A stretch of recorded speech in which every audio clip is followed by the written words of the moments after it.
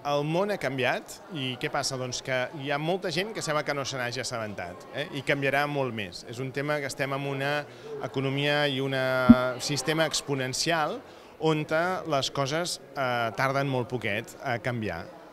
Les coses, quan dic, parlo de tecnologia.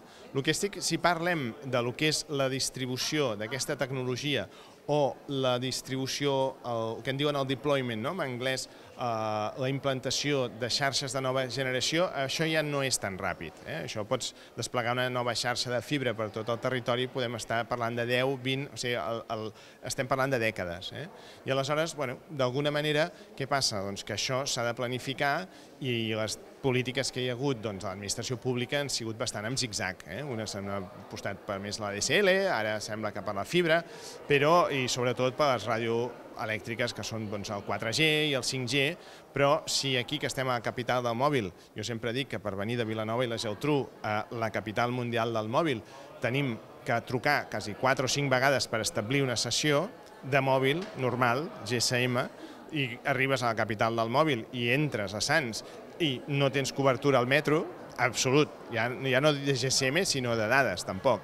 Aleshores dius, però potser hauríem de mirar una mica més cap al ciutadà i implantar més connectivitat a nivell públic i privat. Jo no estic dient que es regali res, però per les pròpies operadores també fer tot el que són els corredors de rodalies seria molt bo també per a la ciutadania, per poder tenir que la gent, imagineu-vos el que significa en productivitat que les persones arribin, que estan 45 o 50 minuts viatjant al dematí, que arribin amb el correu electrònic llegit a la feina i a sobre amb la premsa llegida també. I és una cosa tan senzilla com posar en aquests corredors que van 500.000 persones al dia.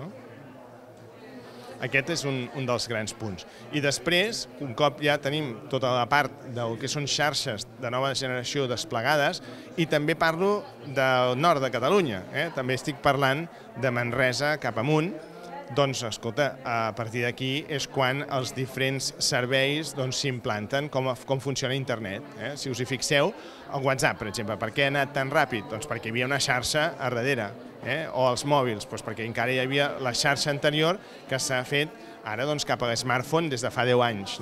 Sempre anem construint sobre una xarxa que és prèvia, i aleshores com millor sigui aquesta xarxa, més ràpid podrem implantar serveis que ara no imaginem, perquè sempre em diuen, escolta, i tu com veus el futur i tal? Si hagués de respondre a la pregunta sobre el futur, diria que en el futur les xarxes seran més ràpides, més petites i més barates. Això segur que no m'equivoco. Però si em pregunteu sobre serveis, us diré que no sé, no contesto. Perquè, si no, qui va preveure WhatsApp, o qui va preveure Hotmail, o qui va preveure, no sé, un Skype, que poguessis trucar gratuïtament amb trucades internacionals, que era de lo més car que hi havia. Llavors, com a ciutadans, ni ens ho imaginem el que ve. I estem parlant d'una cosa exponencial que cada any es va doblant. I aleshores això és una velocitat molt i molt ràpida.